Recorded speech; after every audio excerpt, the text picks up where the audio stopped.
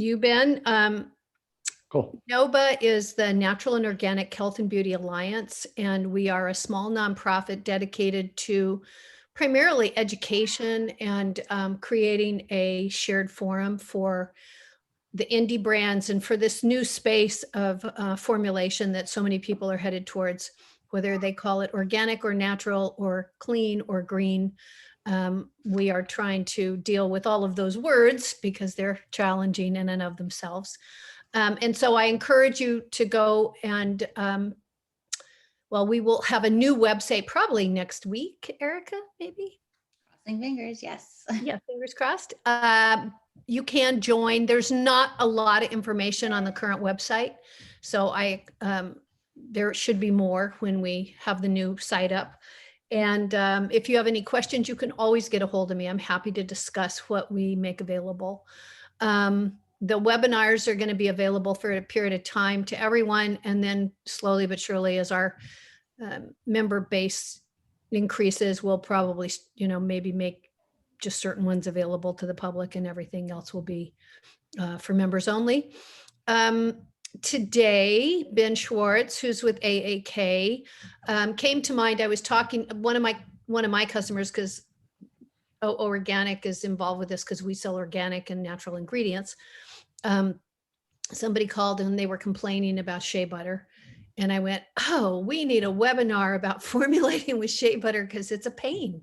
And it always has been. I've done this for 20 years and I can't tell you how many people have complained to me about crystallization issues. And Ben is really good at this. I've had the good fortune to see him do a couple of presentations. So if you want to take it from here, Ben, and take a look and just tell people whatever it is that you think they need to know about AAK and you, and then let's talk about Shea Butter. Sure. Okay. Thanks. So I am Ben Schwartz. Hello. Hi. I have spent pretty much my entire career as a cosmetic chemist. So I'm originally from Long Island. Started with Estee Lauder for a brief amount of time and then moved out to California where everything is better. Never moving back to New York. Just no offense to anyone else, but yeah, California lifer now. But then I spent about 12 years at a contract manufacturer here in the Bay Area. Eventually became the R&D manager of that location and then joined AAK as, what is my title? Senior Personal Care Applications Specialist, right? It's still just an R&D chemist, right? That's basically what I do. I provide technical support for our sales team, regulatory documentations, all the fun stuff that Gay also has to do as part of her role, various roles with OO Organics, right? A lot of paperwork, unfortunately. But yeah, R&D chemist, that's basically my background. Personal care, cosmetics, it's mostly what I've done my whole career. So yeah, so AAK is, I think we're the largest shea butter manufacturer in the world, actually. I think we still hold that title. We're based out of Sweden globally, but I work in our site here locally in Richmond, California, just a few blocks from where I am now, just a few blocks from where Gay is right now. We're all very local.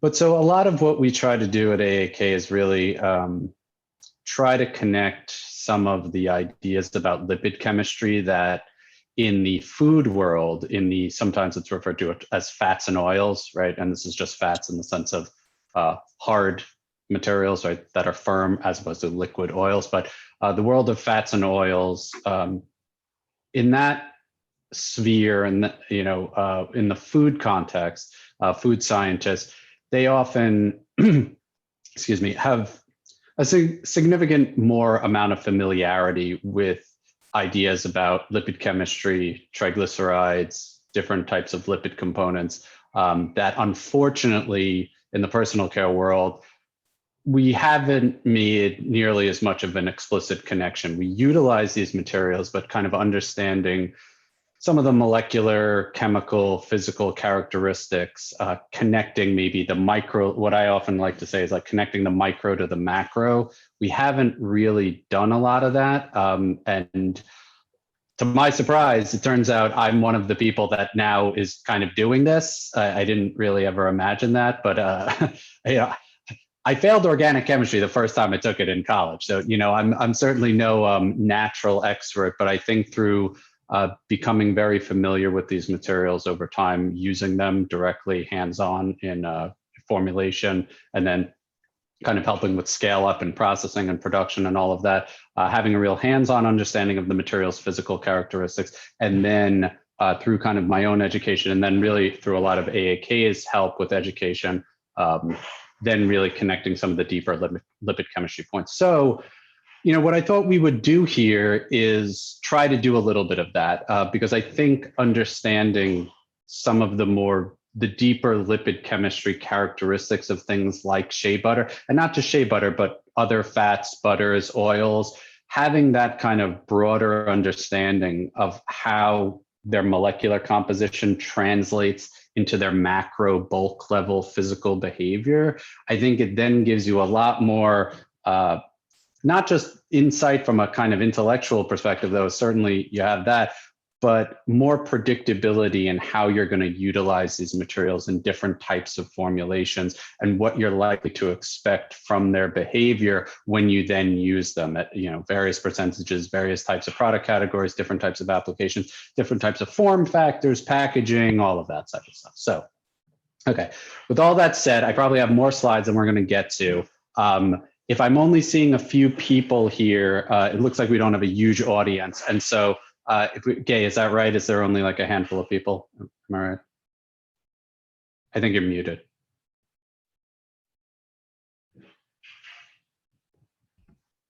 Yeah, we have 7.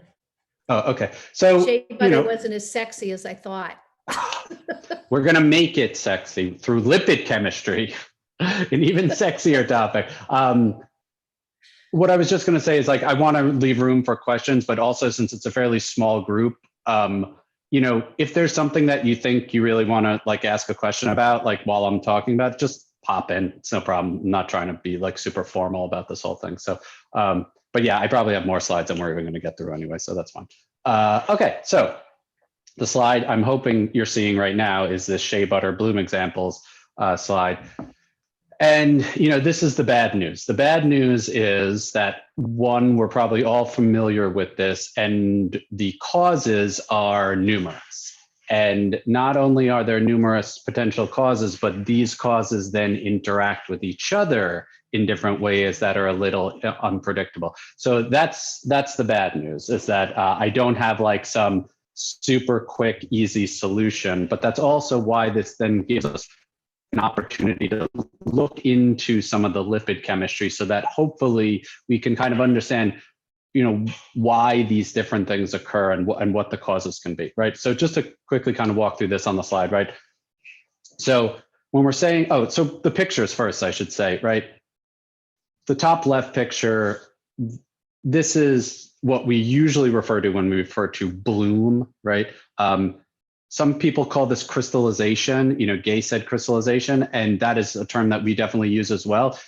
I would also like to augment that a little bit by saying that it's really unwanted crystallization, because if we're using strict lipid chemistry terminology, any fat or any oil or fat that is in a solid or semi-solid state has crystallized. The molecules are aligned in a regular repeating pattern of some sort, and therefore that, in a strict technical way of speaking, is a crystal. It's a crystal of fat or oil molecules, right? You could take an oil and lower the temperature beyond room temperature, and then those things will also crystallize, right? So this is really about how do we avoid unwanted crystallization, or aesthetically not pleasing, unpleasing crystallization, or non-functional crystallization, right? That's the way we really should think about it. And so bloom is definitely something that we don't want, right? This is an unwanted form of crystallization.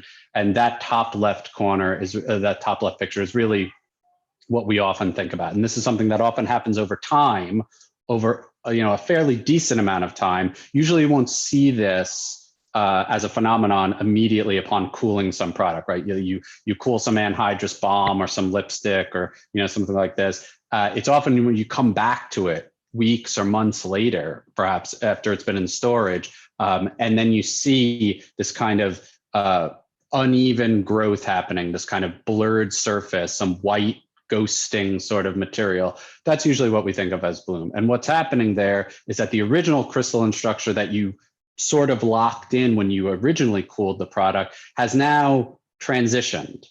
There's different alignments of those molecules that they've found over time because they want to be in a more stable conformation. And unfortunately for them, for the molecules, the more stable conformation is not the aesthetically pleasing or functional thing that you were trying to achieve. The middle one, same sort of thing, uncontrolled cooling. You get this weird ripple effect, right? Not sure how many people have seen this. This usually happens when like you take maybe like 8 ounces, 16 ounces, 250 milliliters, 500 milliliters so of some liquid fat, mixture of fats and oils, butters. You pour it, you let it just cool at room temperature. You don't control the cooling, and the surface can get really weird. It's the same type of phenomenon. The crystalline structure that those molecules at the micro level want to find is not necessarily the aesthetically pleasing thing that you would like to see them, perform for you.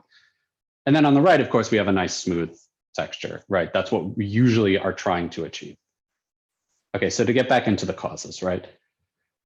Composition. This is about triglycerides. So all of the oils and fats that we're normally talking about, shea butter, cocoa butter, all the various vegetable oils, olive oil, sunflower oil, whatever, right? What these really are masses of triglycerides. There are minor components in there, maybe some tocopherols, maybe some other unsaponifiable portions, phytosterols of sorts, triterpenes, that sort of thing. But 95+% of those types of butters, fats, oils are different types of triglyceride molecules. So when we're talking about the composition of oils, fats, butters, what we're really talking about is what are triglycerides doing in the billions, trillions, quadrillions, whatever, mass of them that they are, right? So nature produces a lot of variety. And even within a single fat or oil, there are multiple triglycerides present. And so when we're talking about composition, what we're saying is that there are different types of triglycerides. Those triglycerides are then made up of different types of fatty acids. And how those different types of triglycerides with their various different fatty acids, how they interact at a molecular level can be a cause of bloom. This is exactly what happens in shea butter. We'll get to that in a second. The deeper thing, which we're probably not going to have time to get into, is what's called polymorphism. And this is when you have the same set of triglycerides, but they can align with each other in different sorts of ways at the molecular level. So you don't alter the actual composition, but depending on, let's say, the cooling conditions or the storage conditions or temperature fluctuations over time, and this is what's happening with bloom, they go from being in one sort of alignment to a different sort of alignment to then migrating, finding other triglycerides that they're more attracted to. Then those triglycerides align with each other. Again, this is complicated. Then incompatibility. So now this just takes off into infinity, more or less, because in personal care, we have lots of, if you're using mostly organic materials, then of course your set of ingredients is fairly constrained just because the self-limiting that you're doing with organic material. But in personal care, you have a lot of different ingredients that you can choose from. So you can be potentially mixing all different types of oils, fats, butters, different types of lipids, right? So petroleum-based materials, I'm sure a lot of people here aren't really interested in that, but that's a part of our industry. Silicones of different sorts. So there's all different types of lipid classes, all different types of molecules.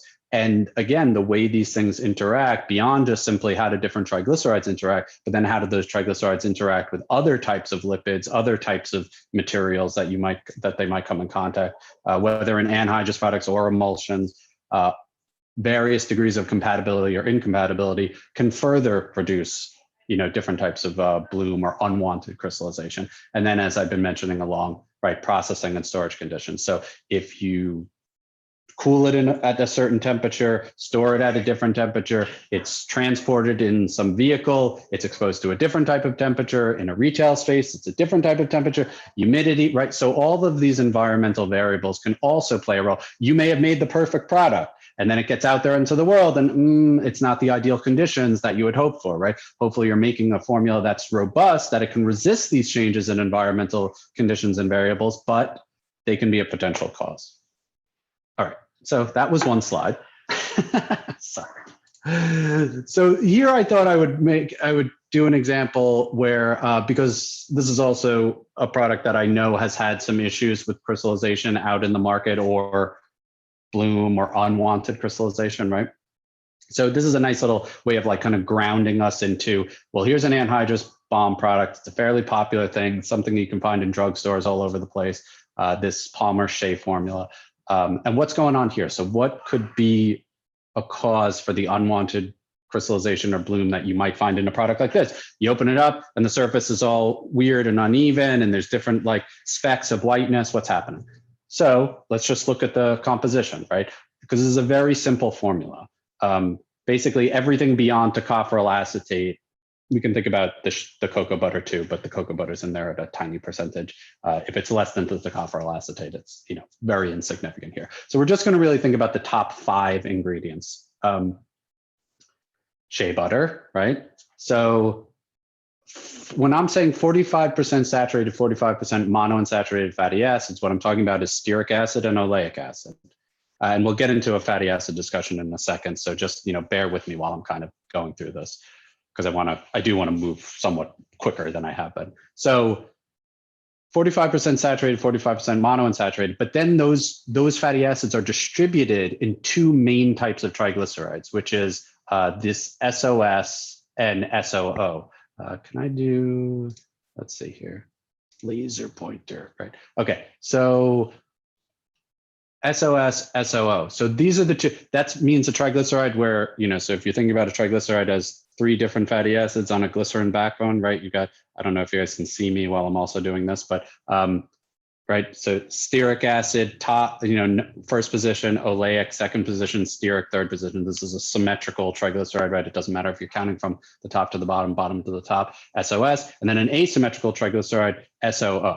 So those 2 different triglycerides, again, we'll get into this, what that really means in a second, but it's 2 main types of triglycerides, meaning the amount of them naturally in shea butter is about 50-50. I'm saying 45-45 because I'm leaving room for unsaponifiables and non-triglyceride components here, but it's about the same amount. So what that means is that just with shea butter on itself, just alone on itself, as nature produces it, it's not really designed to find a uniform crystal, because nature didn't create shea butter to be poured into a balm jar and made nice and pretty for a customer, right? It made it as a source of energy for a shea kernel to use before the kernel buds, and it can produce, can produce energy through photosynthesis. The fat is a storage vehicle for energy, and so it consumes those triglycerides. So through evolution, it landed on these 2 different types of triglycerides. The problem is just within shea butter, there's already an inherent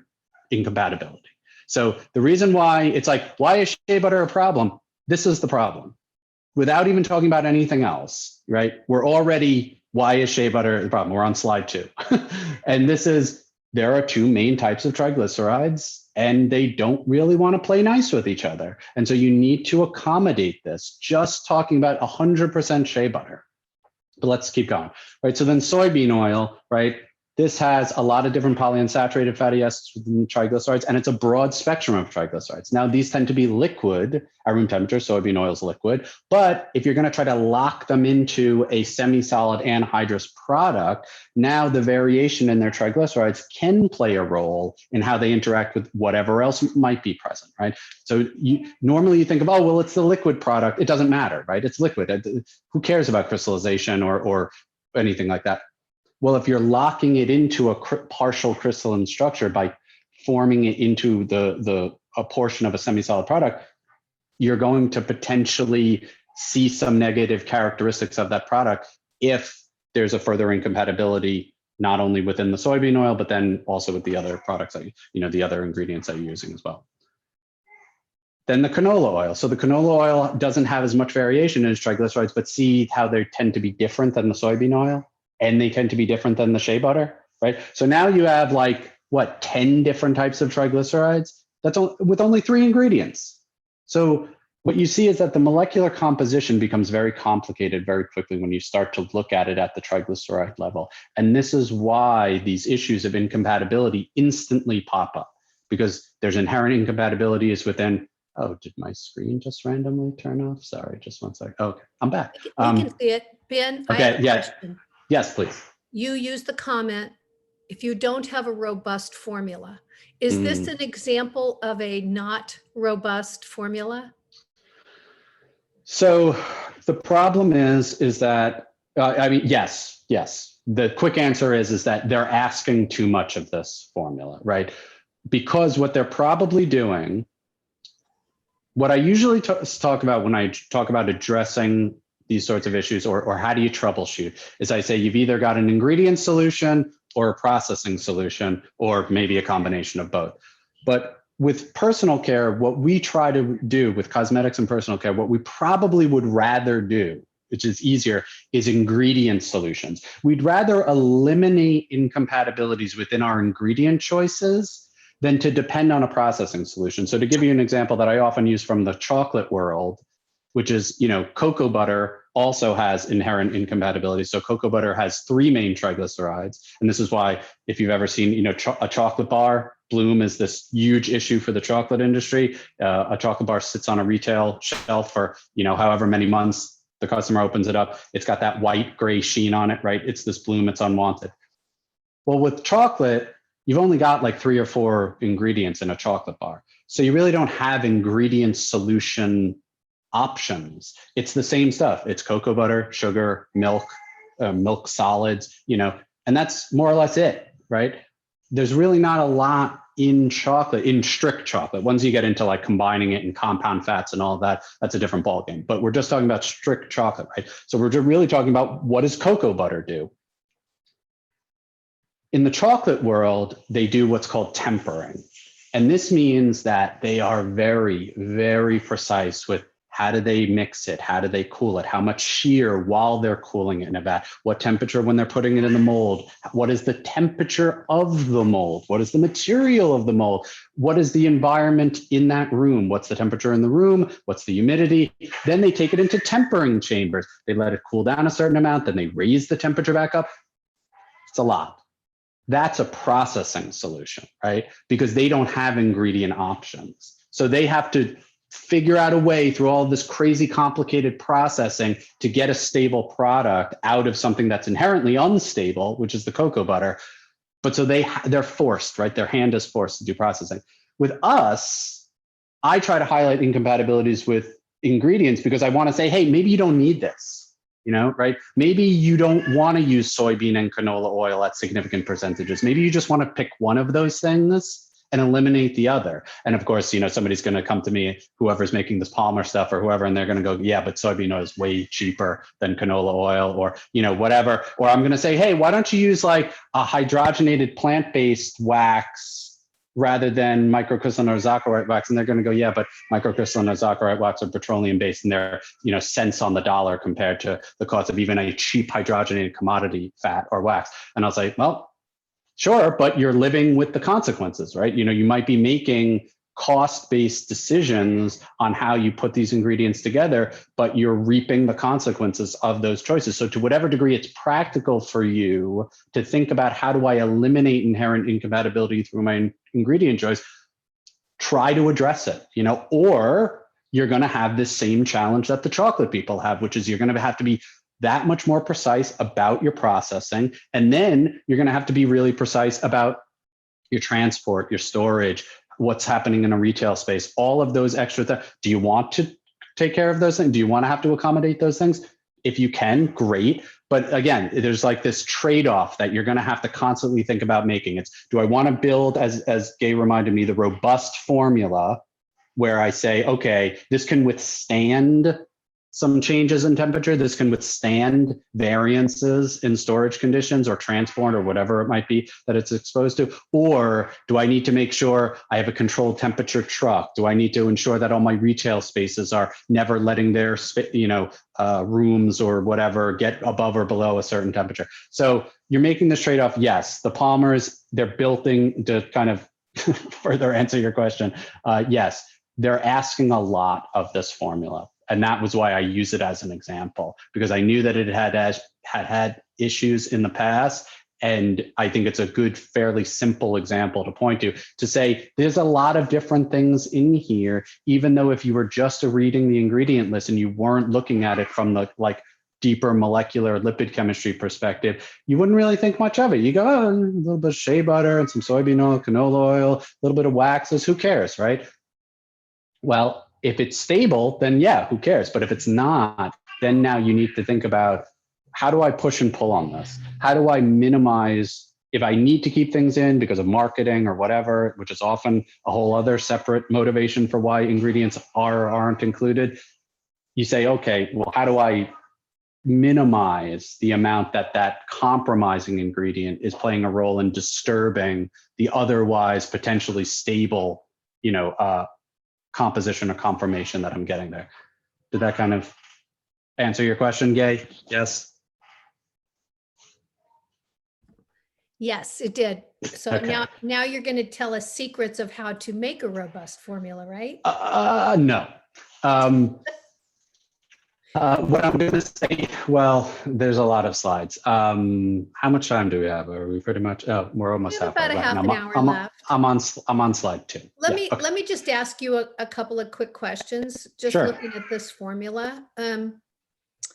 Like I tend to think about fatty acids more than I think about saturation and the different phases, the different types of saturation, which is probably, I don't know that that's good or bad, but when I'm talking to people, is there a way you can approach it from that perspective? Like these are all, yes. these are, soybean is a low oleic, lots of unstable. Right. Lots of That's what I polyunsaturated. look Yeah. at with Yep. that. Canola is a drying oil. It's an odd oil choice. Well, regardless. Canola oil Aesthetic. in its traditional state, and this is also a huge problem, is that there are multiple variations of natural oils, which, by the way, don't necessarily have anything to do with GMO. They're all created, most of them are created through selective breeding, right? We know soybean oil has, GMO variations, but there's also high oleic versions of soybean oil, sunflower oil, canola oil, which are all produced through selective breeding and not through GMO, such that you shift that fatty acid profile that you're talking about, right? So traditionally, rapeseed oil, canola oil, right? It's the same thing.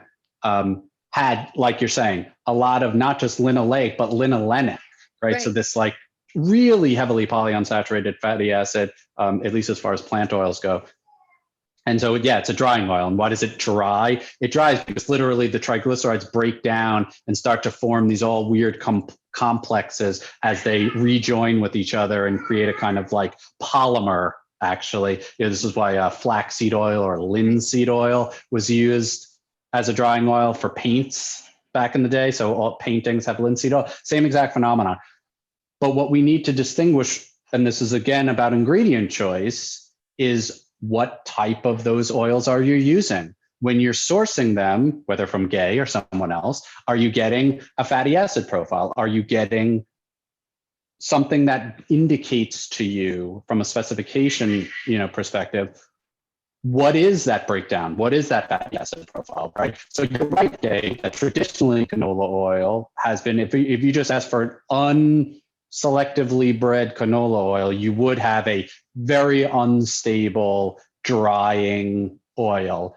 But if you're using more high stability versions of those canola oils, which have been created through selective breeding, high oleic versions of canola oil, then you're not necessarily dealing with that unstable, heavy polyunsaturated fatty acid version of canola oil. In fact, it's quite the opposite. And it's a very stable oil relative to something like refined olive oil, because the fatty acid composition is the same. They both have, high oleic acid percentages. But the problem is none of that is described in the INCI name. So the INCI name that you're asked to divulge on the ingredient list, whether this formula or any other, doesn't indicate any of that. And so you really have no idea, just by looking at an ingredient list, what the nature of those oils are. It would all come out as canola oil, right? It would all come out as soybean oil. It doesn't matter. So Ben, I think we should kind of keep it moving because we're wandering away from Shea and Shea stability.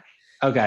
So yeah. Let me, I had a lot that I was going to do with like fatty acids and triglycerides and all of that stuff, but I think I'd rather get into something that I like to talk about, where I'm going to click through a million slides here. So just bear with me. I told you I had more stuff that than was worth it. But so this is what I was trying to get to when I was talking about different triglycerides, right? So there's an additional complication here, which is that even if you get the fatty acid profile that we were just talking about, if you're talking about different types of fats, oils, things can have the same fatty acid profile, but different triglycerides, because those fatty acids can be distributed within the triglycerides. Because it's important to remember, as much as a fatty acid profile is a way of getting a sense of the character of an oil or a fat or a butter, it's not really showing you what that fat or oil or butter is. What the fat or oil or butter is, which I've been saying now a few times, is a bunch of triglycerides.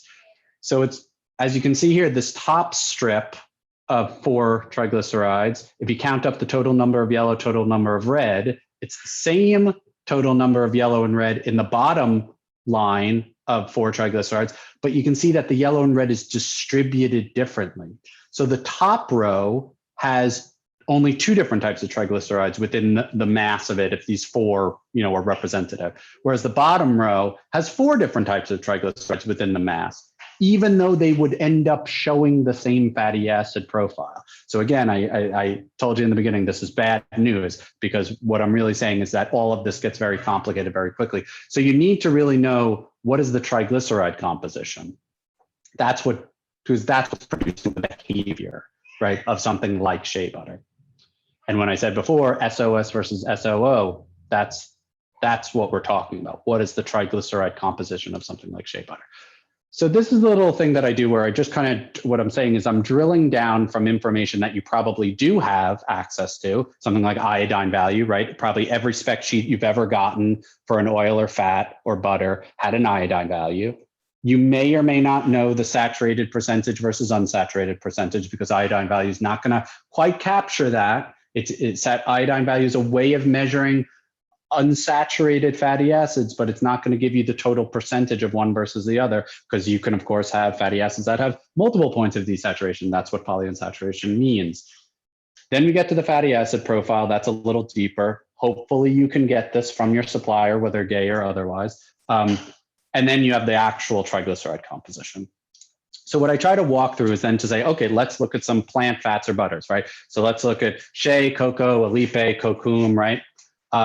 What's the iodine value? And so we look at the iodine values comparatively. This is just average, typical, blah, blah, blah, right? This isn't exact stuff. There's all types of regional variations for where you're sourcing this stuff, year over year, blah, blah, blah. This is just an indication.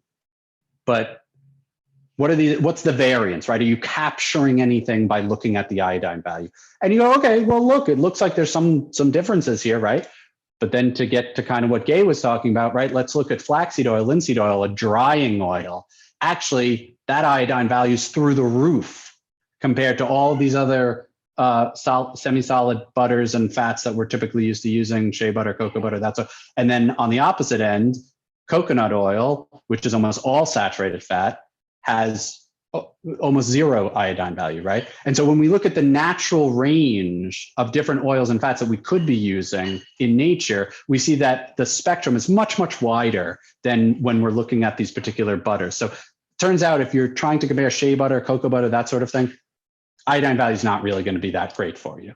So if we look at saturated fatty acid, blah, blah, blah, I'm going to now walk through this much quicker, but it's giving us some idea here, but there's still not enough of a story for us to really understand what's happening.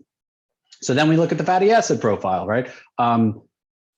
Okay, there's a lot going on in this picture, but I think what you can see is most of it's stearic and oleic, right? Nature makes a lot of C18, 18 carbon chain length fatty acids. Plant oils love to create 18 carbon chain length fatty acids. And stearic is fully saturated, oleic is monounsaturated. There's a ton of stearic and oleic acid out there in nature. But is that really the story, right? Because clearly now we're seeing, okay, well, there's not a lot between these different fats, right? Butters, fats, I use this term interchangeably just in case you haven't caught on. But this is really what we're looking at when we're looking at different plant fats and butters. We're looking at the distribution of different triglycerides. And so in case this wasn't clear before, I'll talk about this again, right? So POP, this is the terminology they use in like the fats and oils world. POP is palmitic, oleic, palmitic. So a triglyceride, this is a symmetrical triglyceride with palmitics on the outside and oleic on the inside, triglyceride, 3 fatty acids, right? Then we have POS, palmitic, oleic, stearic, stearic, oleic, stearic, palmitic, oleic, oleic, stearic, oleic, oleic, right? So you don't even remember any of this. But what you can see is now that we're looking at the actual triglyceride composition, you see that there's much more characteristic distributions of different types of butters and fats, right? We can start to see what the real nature and composition of these different types of butters and fats is.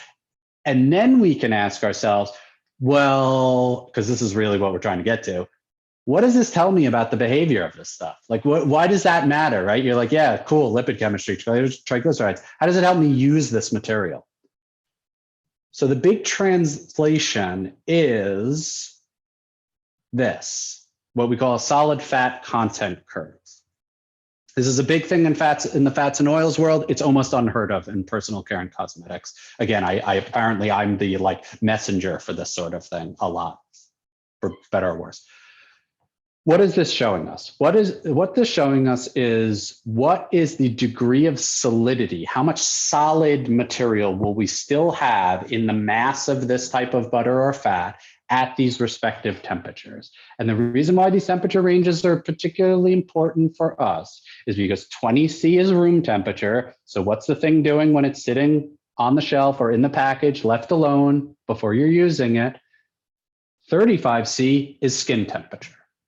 So understanding how something behaves at room temperature, meaning what's the structuring going to be, how hard, how soft, how liquid, or what, when it's in the product, just the mass of the product itself, and then what is it going to feel like on the skin?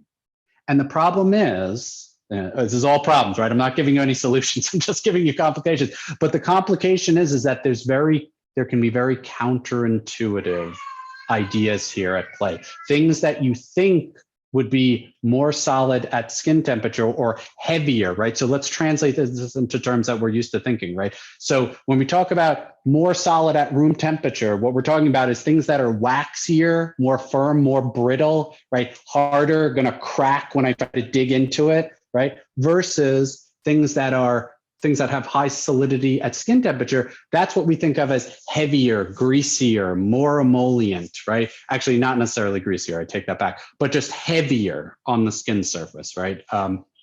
Versus lighter, more liquid, more fluid, greater slip, right? Things that have higher solidity at skin temperature on the skin, more tack, more drag, heavier emolliency, right? This is how we translate this sort of stuff. And again, the problem is that these things can be counterintuitive. So what I try to do here, if we have time, yeah, we do. Okay, if we have time, I'm going to go through a few examples, kind of doing one-to-one comparisons. The last one is shea versus cocoa butter, so that it kind of orients what we're talking about here. But I think this is useful because these are other materials that also are meaningful. And they also have the same problem, right? Cocoa butter also crystallizes, different types of fats like this crystallize. So it's not simply a shea butter thing, though we are, also talking about shea butter. So I don't know if any of you knew Olipe butter. Sometimes this is called Shea robusta or Shea butter because that's the species name, Shea robusta. Saturated versus unsaturated, nothing between them, right? They're practically identical. So you're not going to learn anything from that. Fatty acid distribution, it's a little different, a little bit more stearic with the Olipe, a little, more palmitic with the cocoa butter, but those are saturated fats. So again, probably not much difference between them. Sorry, getting a call. But then the triglyceride distribution, right? So now we start to see, oh, okay, there is a little bit of difference here. And what's the difference? Well, there's quite a bit more SOS than in the Olipe than the cocoa butter. By the way, Olipe butter is also used as a cocoa butter replacement material depending on whether the US, Europe, or Asia, different countries and regions allow for replacements of fats depending on food categories, whatever. And this is why, right? It's useful because the triglyceride composition is fairly similar, but we are seeing a difference here, right? And so then how does it translate into the behavior if you were to use both of them in a similar application, a similar product? Well, what you see is the triglycerides composition was fairly similar, and you end up with somewhat similar behavior, but differences in important ways. So they both go from pretty solid. So something that's about 80%, 90% solid at room temperature, it's going to feel fairly similar, right? It's going to feel, if you've ever used cocoa butter, it's a pretty hard, brittle butter at room temperature, right? You can't really mush it. It's not really plastic, as they say. It doesn't mush or mold or move. You crack into it and it breaks, it's brittle. That's what high solids at room temperature is. So we translate through to the higher temperature, right? We melt this material by application on the skin. What are we left with? Well, we see that cocoa butter, and this is characteristic of cocoa butter. This is why chocolate melts in your mouth, because at skin temperature, cocoa butter goes from very high solids to pretty much entirely liquid. By the time chocolate has sat in your mouth for a few seconds and been warmed to your mouth temperature or your skin temperature, it's liquid. That's why, again, cocoa butter melts in your mouth, chocolate melts in your mouth. Alipe butter, just with that little difference of the SOS, right? Just that little higher percentage, 10 to 15% more, if we click back for a second, right? That 15, 20% more of the SOS, which is longer chain fatty acids in those triglycerides, therefore higher melt points. I didn't even get into all of that, but whatever. You end up with more solids on the skin. So the Alipe butter, despite the fact that both of them are going to kind of act similar at room temperature, one is going to be heavier on the skin. Cocoa butter, in case you're not aware of this, isn't really that emollient. And this is the counterintuitive thing that I'm saying, is that you're digging into this hard, brittle fat when you're using it like as a bulk ingredient. And the way your mind would typically translate that is this in a linear fashion. You would say, it's harder than a lot of other things I've used. It's harder at room temperature. Probably means it's going to be heavier, tackier, draggier on the skin, right? That's the easy translation to make from what you're seeing at the macro bulk level when you're using it as an ingredient. It's not the case. It actually turns out that despite how much structuring and build of viscosity you might get, let's say, from cocoa butter at room temperature, it's actually very liquid on the skin. It actually doesn't translate into a lot of emolliency. The Alipe butter, because of the differences in their respective triglyceride composition, actually is more emollient, does have a little bit more drag, does have a little bit more tack. And so this is where understanding what, that composition can help translate you into why that's happening. Why is the cocoa butter like that? Why does this happen? I won't take another tack that I could take. Let's run through a couple more examples, right? So cocoa butter and Cocoon. I don't know if any of you are familiar with Cocoon butter, but so starts to be a little bit of a more significant difference in saturated versus unsaturated. We start to look at the fatty acid profile, the distribution, quite a bit of difference, right? Okay, but what's the real difference? The triglycerides. And what we see is like Cocoon is like almost all SOS. Whereas cocoa butter, again, this characteristic thing about cocoa butter is that it's these three main triglycerides, right? These three main triglycerides, which, by the way, to kind of like explain that a little deeper, the reason why cocoa butter becomes liquid at a lower temperature than other fats that have such high solids at room temperature, sorry, there's a little, is because it's got these three different triglycerides battling for structure within its mass. And so they can't form a really, really stable structure there. So they loosen easily. So as you heat them simply from room temperature to skin temperature, they kind of fall apart easily because it's three different types of things battling for that structure. So that's why it goes from such high solids to such low solids over what is, at least in the fats and oils world, a fairly narrow range of temperature. On the opposite, here we see Cocoon. It's almost entirely uniform, right? It doesn't have this split of these different types of triglycerides. It's almost entirely uniform with SOS. And so how does that translate into the behavior? Look at the curves, right? They both start with the same solids, more or less, but Cocoon almost doesn't melt at all. It's super solid, even at skin temperature, whereas cocoa butter has gone almost entirely liquid. Why?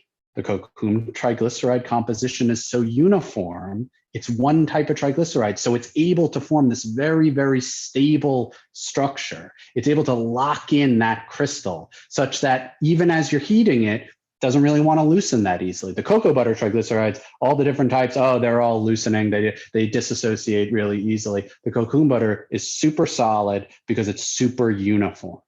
So again, it's like I'm really trying to drive home this idea of getting from the triglyceride composition to the behavior because of the way those triglycerides crystallize with each other.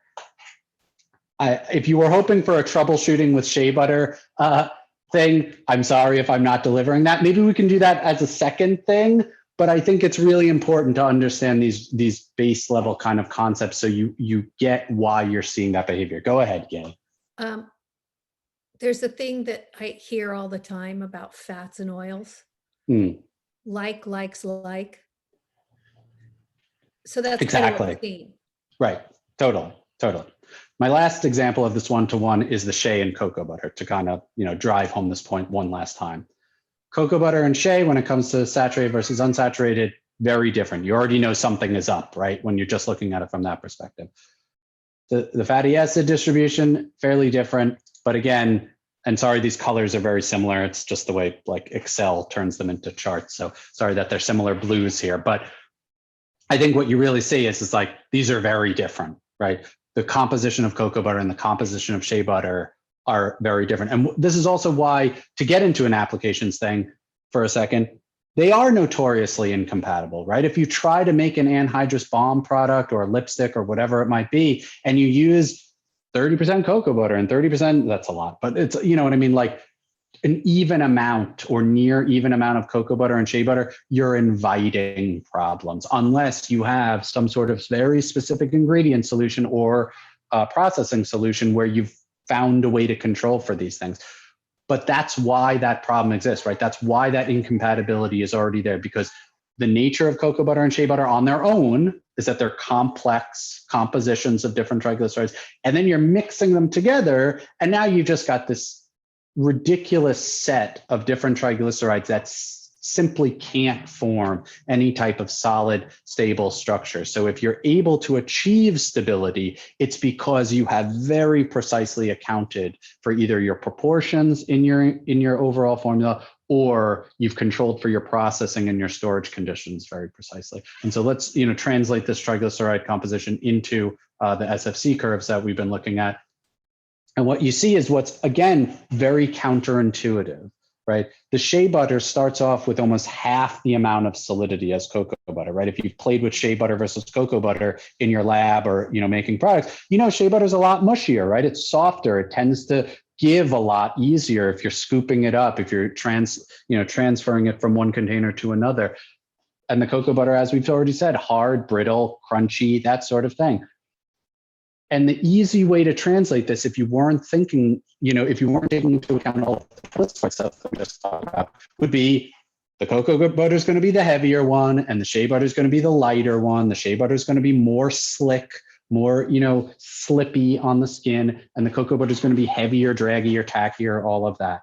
And it's actually the opposite. I mean, not by much, right? It's like shea butter starts fairly low, and so it doesn't have a lot of solids to retain by the time we get to skin temperature, but it does have more solids at room temperature than the cocoa butter does. And so this is just something that's difficult to kind of intuitively understand if we don't grasp the connection between what's the actual molecular composition here. And so, this is why I really like to get at all of this stuff, because I think it gives people insight into, again, we're talking chemistry, but it's the natural composition of these things. This has not been modified or any way. It's just a way of assessing it and analyzing it and saying, like, how does that translate into the physical behavior? So I have a lot more slides, but I'm not going to get into them. I want to leave room for anyone else to hop in and ask questions. And maybe if I have a slide that addresses that problem, we'll talk about that.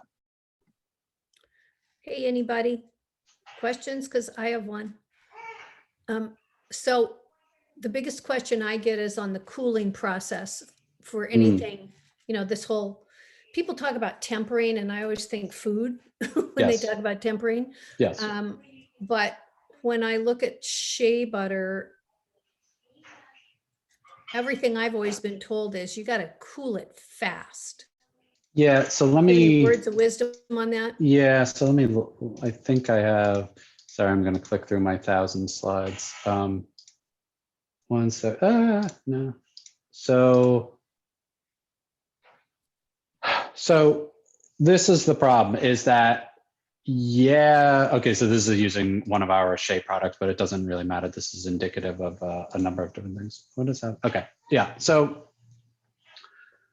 this isn't like necessarily how to do it, because we need to, every formula is unique and the various percentages and the packaging. And so again, it's like, it's tough for me to just give general advice because there's so many different variables that can come into play. Although if anybody here has additional questions that are a little bit more specific about a particular problem or a particular type of troubleshooting condition, by all means, in case you guys don't have my contact information, I'd be happy to discuss any of this further beyond this, just this webinar. So by all means, reach out with your specific troubleshooting issues. It's literally what I get paid to do, so it's not a problem.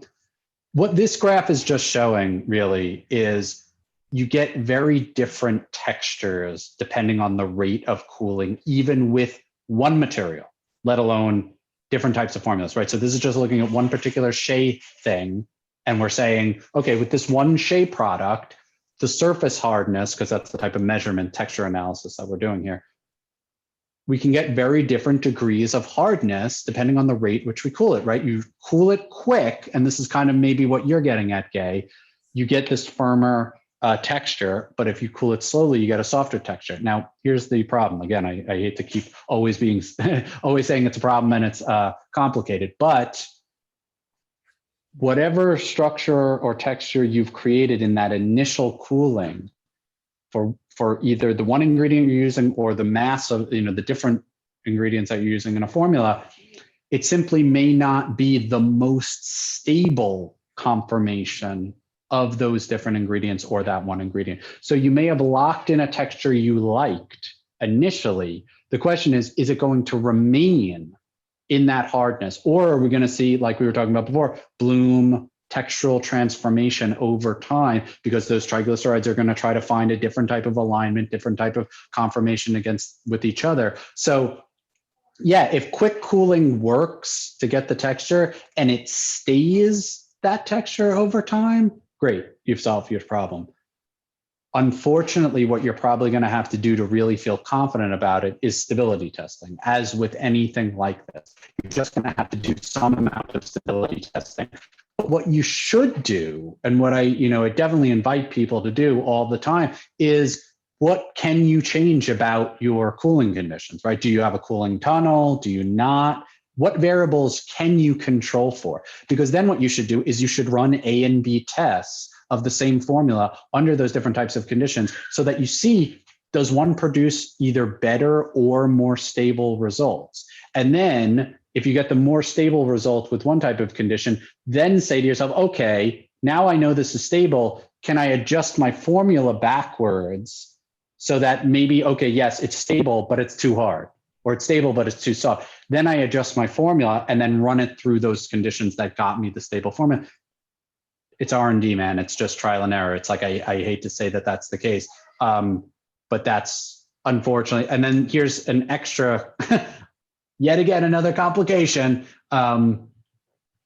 This is describing what this test is, but we don't need to look at the description. The point is that if you look at the different levels of hardness you might obtain from cooling the same material in different types of packaging at the same cooling rate and same cooling temperature, then the packaging also plays a role, right? So if it's a metal container versus a plastic container, if it's a double-walled insulated jar versus a double-walled jar, unfortunately, all of those things come into play. And so this is why I really resist giving general guidance advice, because I just have no way of controlling for all of these things.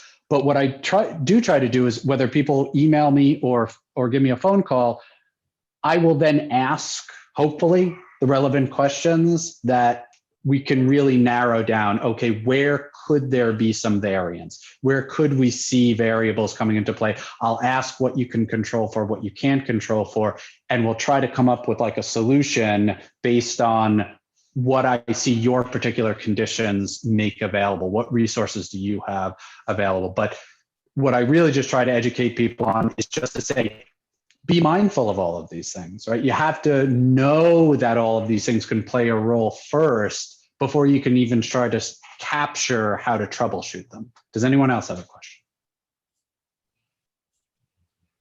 Come on. Okay, so we're going to just say, do the science, which means you have to actually understand what you're doing and keep records. That's the thing I'm bad about, is like if you have 3 different formulas or 3 different sets of conditions, you need to make sure that you remember which one did what. Right. And so you have to have a written record. And it sounds to me like fewer things may be easier than fewer ingredients Yeah. may be a little easier to work with. I was And gonna, maybe even a course of action might be to start with 2 or 3 ingredients. And then if you want to add things, add them to see what effect they have. so, right. So this last slide I brought up, because this idea of incompatibility is often the thing that's causing most of the problem, right? It's usually that you're just mixing things that, even if you're controlling for all of these conditions, it's going to be a real uphill battle no matter what. And so this is what we do offer for kind of general guidance, which is like, if you're making a shea butter based formula, make it mostly shea butter. If you're making a cocoa butter formula, make it mostly cocoa butter. I mean, it's going to be it's going to be easier for you to find what those optimum conditions are with all the other variable stuff that we just got done talking about, if the mass of what the product is as uniform as it can be. And I know I just got done saying how these things, their natural composition is not uniform, right? But that's just what it is, right? You're stuck with that. You're not going to break out the different triglycerides of shea butter or cocoa butter. So at least if you're, as Gay is saying, eliminating so much complication by adding 7, 8, 9, 10 different things at significant percentages of each one of those ingredients, right? That's you're gonna have a hell of a time trying to fix that type of problem. But if you keep one ingredient, your dominant ingredient, and then only use whatever the minimum amount you need of additional ingredients to get whatever particular functionality or aesthetic or characteristic you're trying to get from them, that's the general guidance that I would offer. Because this way you're just controlling for, what does shea butter tend to do when it's 70, 80% of a formula, right? What does cocoa butter tend to do when it's 78% of a formula? That will then allow you to employ whatever condition or process strategies you might be able to use. Okay. Well, it's 1 minute of 1. Good work, Mr. Schwartz. I had so many more slides. I try to be over prepared for this sort of thing, depending on what people. Yeah. But I hope this was informative, though. Yeah. We'll talk to you about doing a presentation that has proposed solutions or even just known formulas that work. Sort of a formulary guide might be really helpful, because Yes. I can't even count the times I've heard people have these the questions about this. And I had no idea that shea butter and coconut oil did not work well together. Now we know, we all know. And only the 9 of us who are here know this. Secret club. Yeah, So, I mean, it's tough, right? You don't often have this type of insight into it. And I didn't, by the way. I just want you to, it's like, I didn't know most of the stuff until the last few years. So it's like, I've also had to grapple with integrating all of this into my history of formulation. And I realized in hindsight, I was like, oh, that's why all of these different things didn't work so many times, because I kept, trying to make these things that had conflicts, try to be more compatible, and they just weren't. Yeah. It's really interesting. There is a huge hole in knowledge, or maybe a hole in the communication of knowledge about all of these natural materials. And I keep talking to chemists who are used to using petrochemically derived materials, and they really don't understand perishability. And I do the same thing you do. I ascribe human characteristics to fats and oils, and so I keep talking about their behavior as though they had a choice. But that is what it is. They have a particular way of behaving based on their chemistry, and it is very helpful to understand that. So thank you. I really appreciate this, and it definitely helped me. I sell oil, so I love knowing this. The next, we've got a couple different people we're talking to about our next webinars. We've done 2 this month in February. I think, do we have one? Do we have one for March? Is she open for March, Erica? She has not got back to me. So okay, I think we're going to have a really good one for March, in a completely different subject area. And other than that, we'll probably have a newsletter out announcing the next webinar, and then it's always on Instagram, so you can follow NOHBA Alliance on Instagram. And Ben, would you share your millions of slides with us, or what's the deal? Sure. Yeah. Okay. I let me make sure that it's cool, but I think it's cool. Yeah. Okay. Yeah, just let me know. No big. Sure. Thank you so much. And we look forward to seeing everybody again. Thank you. Appreciate it. Okay. Bye, Ben. All right. Thank Take you care. all.